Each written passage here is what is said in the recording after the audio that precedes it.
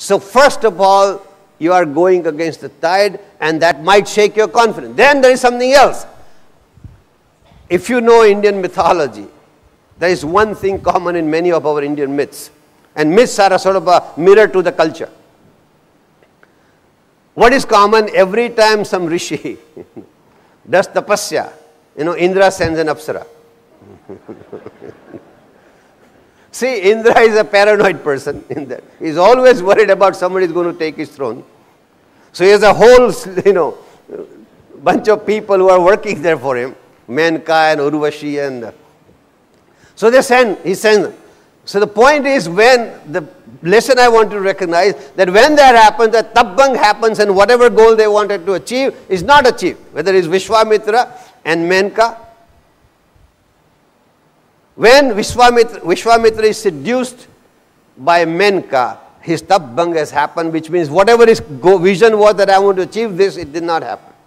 So if you want to achieve something great, you will have to learn to say no to a lot of good things that will come on your way. That's very simple. That's very simple. You have to have that clarity. Because a lot of things will come in your way which might be exciting to do, and that will deviate you from your path. So you have the ability at that time to say, no, I know it's good enough, but I don't want to do it. I have something better to do. And most people don't recognize this. They say, oh, this is it, and they get seduced by these things. And that's the lesson you learn from the myths in Indian mythology. That you are going on a particular path and somebody comes to get you out of that path. And myths are also the mirror to the society. It tells us what is it's a psychological message that myths also give out. Another thing, when you have to have that faith, there is something else that is required. A clarity of goal. It should be all times clear. And what I mean by clarity, I remember when I was in Montreal, there were two brothers who were looking for jobs. They always go and ask for together, So they didn't get a job. So one of them said, listen, we always go into two, so we don't get a job. So let's do it separate. So they're separated. And one of them didn't get a job, so he's standing outside on the highway, hitchhiking, hoping somebody will pick him up. It's beautiful, latest model of Mercedes stops in front of him. He thought, I got lucky, I ride in a Mercedes. He opens the door, inside is the other guy. So he gets in. He says, amazing. He says, how did you get this? It's such a great car. So he says, well, I was also hitchhiking like you. He said, where did you get the car? He said, a beautiful girl drove this. She opened the door. He said, get in. So I got in. And we started driving, go into the wilderness. She said, take what you want. He said, I took the car. Clarity of goal. As I told you, temptations will always come.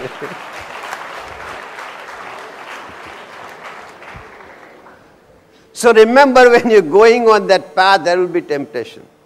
But keep your mind clear as to what your goals are. Then, perseverance, one of the greatest things that you have to have. You might have everything. You might have a fantastic vision. You might have a greatest faith in yourself. But if you lack discipline and perseverance and time management, you got a problem. I work with about 80 corporates, and I teach a lot of courses in time management. All these top executives complain, we have no time. So I give them a simple model that I have developed. If you look at this is known as bell curve or distribution curve in research, in sociology and psychology and statistics. In this bell curve, these people majority of the people fit in that 80% in the middle, mainstream. This side is the 10% of the people who are crazy, dropouts from the society, alcoholics and so on.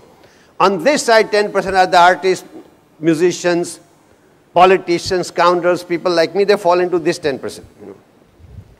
So in between is 80%, 10% are drop. Sociologists call us on the periphery of the society, which are sort of a euphemism for bad news. Periphery, on the fringes of society. We are on the fringes of society, not the main. So here 10%, here is 10%, here is 80%. I tell them these 80% are the ones who attend time management courses. They are always complaining about not having time. These 20% never do this. You ask an alcoholic, he say, "Hosh mein aaye to batlaye tera deewana, din kahan guzra, raat kahan guzri hai."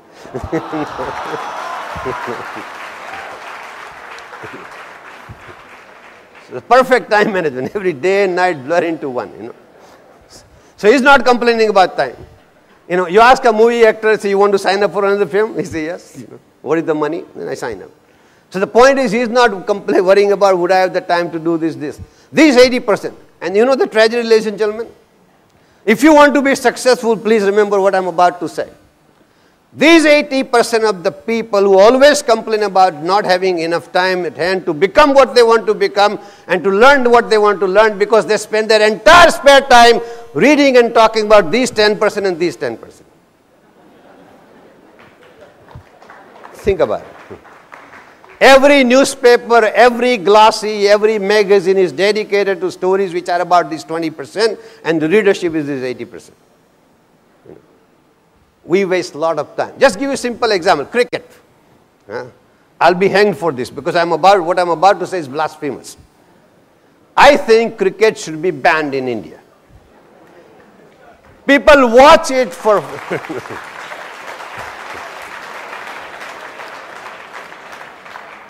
People watch it for days on end. Whole country stops. Nobody works. You're watching, why? Cricket. It's allowed, it's acceptable. There's a perfect excuse not to work. So you watch TV, cricket, then you watch the replay. Then you read about it in all the newspapers that come to your place. Then you discuss it with your friends. I have nothing against cricket. Let me tell you this. If people spend the time they spend watching cricket, if they spend that much time learning cricket and playing cricket, we'll have better players.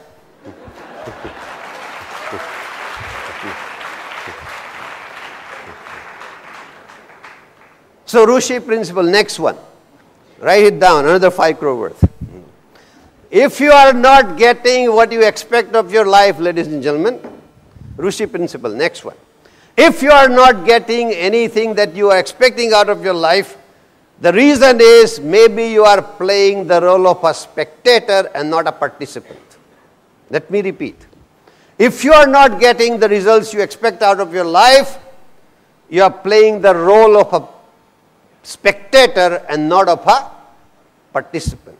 Ask yourself, are you, every action of yours, if you decide to get somewhere, every action of yours every day should bring you closer to that goal. That's the test. Everything you do, your question you ask, is it bringing me closer to the test, my goal? Or am I wasting my time? When Abdul Kalam Sahab became President of India, he was asked a question by one of the journalists. Journalists never ask the right question to right people. They waste their time. Of the other people. So they asked him, he said, "What television program you watch?" President of India said, "I do not own a television." Think about this. You think Einstein sat and watched television? And we're talking about Einstein, let me tell you something else. When he was a student, when Einstein was a student, his teacher wrote, "This guy wastes his time. He's always lost in his foolish dreams, is unsociable, and he cannot achieve anything." This is about Einstein. He couldn't speak until he was 4 years old. He couldn't talk. This is what they wrote about Einstein. The teacher dismissed him. They wouldn't even give him admission in Polytechnic. So the point is that people misjudge you. And we also misjudge our potential. Because we are guided and misguided by what people say about us, we validate ourselves by what others say. And we are always looking for that validation. And that's what keeps us in that limit. We don't transcend that. We don't succeed. We don't utilize and exploit the full potential we are born with. Because we fritter away the energy and the potential. in wrong pursuits.